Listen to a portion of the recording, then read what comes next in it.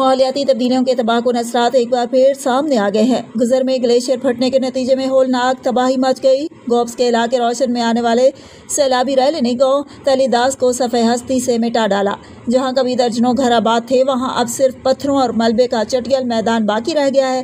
گاؤں کے 60 سے 70 گھرانے مکمل طور پر تباہ ہو چکے ہیں۔ مال مویشی، کھیت اور مکانات سب کچھ پانی کی نظر ہو گیا۔ تاہم خوش قسمتی سے ایک چرواہے وصیت کی بروقت اطلاع پر سینکڑوں افراد محفوظ مقام پر منتقل کر دیے گئے۔ متاثرین اس وقت کھلے آسمان تلے بے یار و مددگار بیٹھے ہیں۔ ان کا کہنا ہے کہ نہ رہنے کے لیے کوئی جگہ میسر اور نہ کھانے پینے کا بندوبست۔ وزیر اعلیٰ گلبر خان نے متاثرہ علاقے کا دورہ کیا، امدادی سرگرمیوں کا جائزہ لیا اور متاثرین کو ہر ممکن مدد کی یقین دہانی کرائی۔ ان کا کہنا تھا کہ جس طرح بنیر میں متاثرین کے لیے نئے مکانات تعمیر کیے گئے، اسی طرح یہاں بھی بہتر اور محفوظ گھر تعمیر کیے جائیں گے۔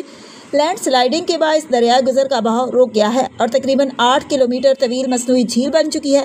حکام کا کہنا ہے کہ یہ جھیل کسی بھی وقت اطراف کے دیہات کو اپنی لپیٹ میں لے سکتی ہے۔ خطرے کے پیش نظر روشن باکس اور گوبس کے نشیبی علاقے خالی کرا لیے گئے ہیں۔